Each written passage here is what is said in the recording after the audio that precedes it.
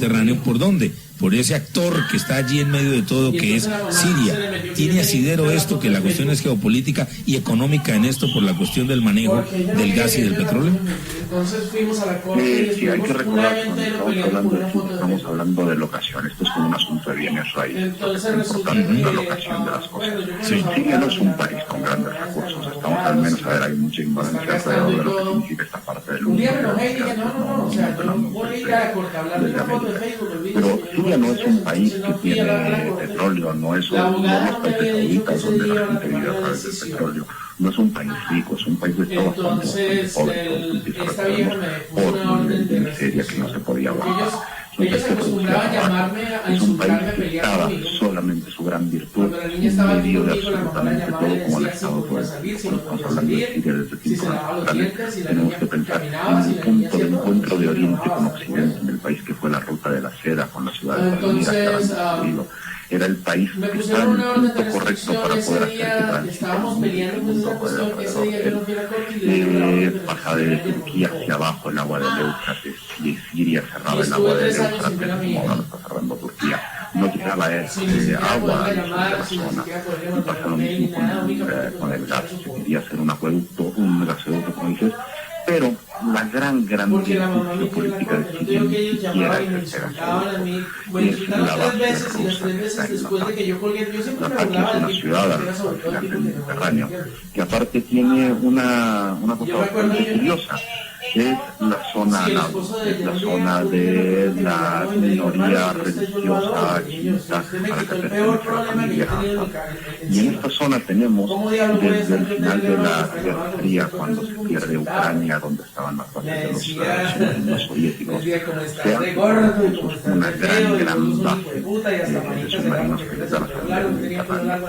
Y esto es importante porque esta geopolítica no solamente se tiene en la geografía, sino nos lleva a la zona de influencia rusa, que eso es lo que más nos ha importado a lo largo de la evolución de este conflicto. Porque cuando estamos hablando de Siria, estamos hablando de la salida de Moscú al Mediterráneo y a Europa. Cuando tienes este tipo de conflictos y este tipo de zonas de influencia, todo el mundo va a querer participar, y es eso lo que estamos realmente jugando, lo que estábamos realmente jugando. Sí, y por eso cuando vemos el afán de sacar a Bashar al-Assad, no es tan fácil, porque hay un gigante que se llama Rusia, que se llama Moscú, que está detrás de todo esto con grandes intereses, y el mismo Irán. Para ir terminando, ha sido tan interesante.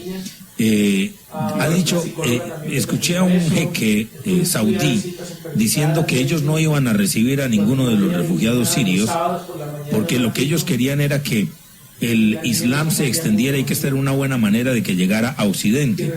¿Qué opinión tiene? Tenemos que pensar una cosa, y hay que ser un poco menos, no hay que generalizar. Cuando estamos hablando de la postura de un jeque, que hay un montón de jeques, hay un jeque en cada esquina en estas zonas. Un jeque no vamos a tomar, no es un Blair, no es un Kerry, hay jeques en cada esquina, son países hechos por jeques que controlaban familias, ¿no? Que son jefes familiares, que a partir de esta organización es como se desarrolla un país. Entonces, hay muchos y no hay tanta importancia en lo que diga uno o lo que diga el otro. Y también hay que recordar que cuando estamos hablando del Islam, me voy a caer mal ahora seguramente, estamos hablando de una religión totalmente interpretativa. Y esa facilidad de interpretación es la que hace que distintos musulmanes empiezan a decir que el Corán quiere decir una cosa, que el Corán quiere decir otra, y cada quien está hablando de lo que quiere y de sus propios intereses. Entonces, cuando yo empecé a recorte, la primera petición mía era, pues, aparte el problema que está teniendo, lo que con eso es que se al final la opinión de un jeque y nada más, pero lo que nos estamos enfrentando sí con este tipo de posturas es a lo que se ha llamado la crisis de refugiados. Estamos hablando de un movimiento de refugiados más grande que ha tenido el mundo desde finales de los 40. El movimiento de refugiados, el movimiento de gente que está huyendo de sus países más grandes de nuestro siglo. Y aquí no solamente nos estamos enfrentando a los sauditas, a ver si el jeque saudí dice algo, la verdad me preocupa poco, lo que me preocupa mucho, porque aparte quién quiere, o sea, siendo un poco de nosotros, no estamos yendo a un lugar de libertades absolutas, que estamos queriendo regresar, ir de Siria a por supuesto, que son los que están yendo a Europa, los que están queriendo venir hacia América. Y al final, cuando estamos, y esto es un tema que volvió a tomar la opinión pública a partir de la foto del niño de la semana pasada que recorrió. Estamos hablando de una crisis de refugiados. Estamos hablando cuando estamos, por ejemplo, cuando el niño. No es solamente el símbolo de una crisis, y los símbolos no son necesariamente las tragedias, son los símbolos nada más. Y el problema es que solamente si hablamos de los símbolos, perdemos la visión de la tragedia. Y aquí nos enfrentamos a dos grandes conflictos. Uno, hay que darle asilo por decencia, porque creo que después de la Segunda Guerra Mundial hemos aprendido algunas cosas. Y por decencia el planeta tiene que hacerse cargo, todas las naciones, de los 12 millones de personas desplazados, alrededor de 5 millones de gente que está huyendo de las fronteras sirias para poder buscar de la violencia, del nivel de seguridad a la que nunca llegaron en su país. Ningún refugiado sale porque está bien salir. No es un viaje turístico, es una llamada de auxilio, y la definición de una especie tiene que ser para este tipo de cosas. Pero si nos perdemos solamente en el asunto de los refugiados, nos vamos a olvidar que, como decíamos hace un rato, son los síntomas ellos de la verdadera tragedia.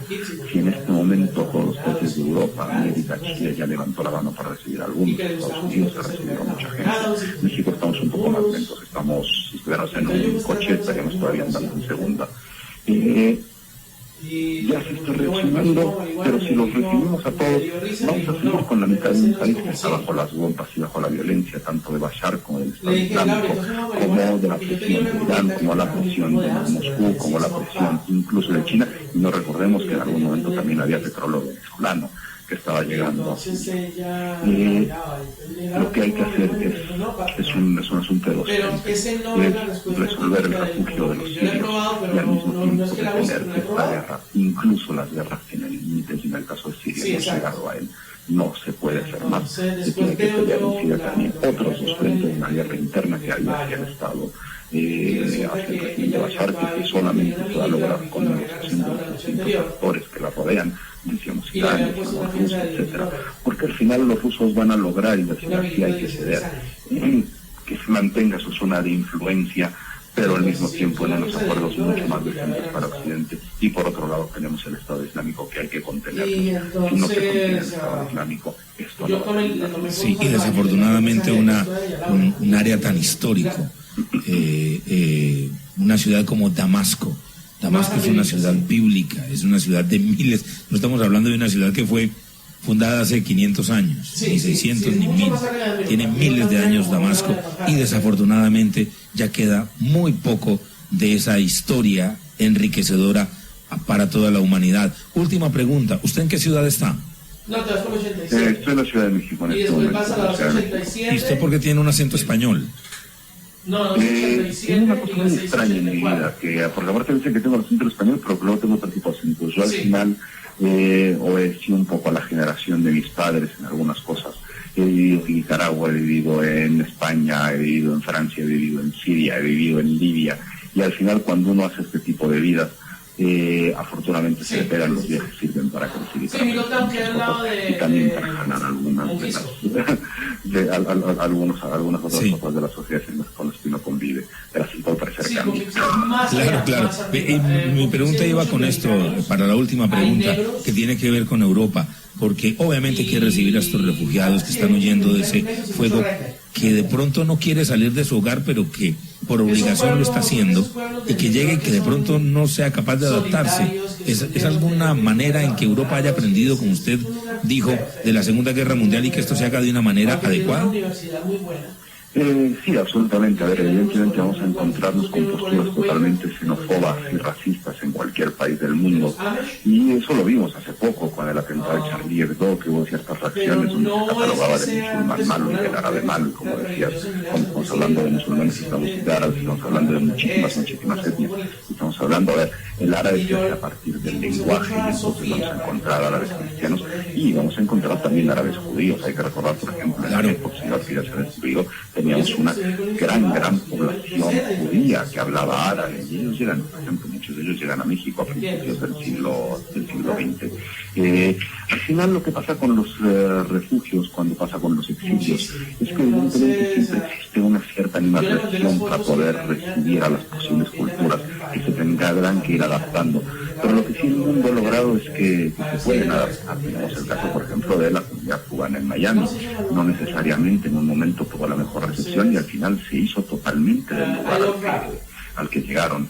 Al final los humanos somos adaptables y aunque tengamos, y ahora aunque yo sea un pesimista declarado, creo que sí la vida nos deja una cierto halo de esperanza, sí termina funcionando, y la migración cuando se hace de forma responsable de las dos partes, lo único que pasa es que crece el lugar al que llegan. Sí. Crecen los locales con la llegada de los de fuera y crecen los de fuera con el intercambio con los locales. Eso ha pasado en todas las partes del mundo y creo que hemos aprendido algo del siglo XX con todo y que somos una especie bastante bestia. Y pues ojalá esto pueda tener un fin mucho mejor de lo que estamos viendo, de esa tragedia que vive el pueblo sirio. Y usted hablaba de esos árabes judíos, me trajo a la mente al señor Eli Cohen, quizás uno de los espías más famosos del mundo y uno de los íconos de Israel, y que era un árabe judío y que fue utilizado por recuerda esa gran historia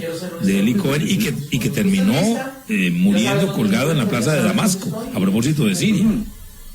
Sí. Existen estos intercambios. Yo en México, aunque soy de una familia griega ortodoxa, yo soy alguien árabe de origen griego ortodoxo, ya tenemos una variable más, griegos y ortodoxos en medio de árabes que salieron de Turquía, de la actual Turquía.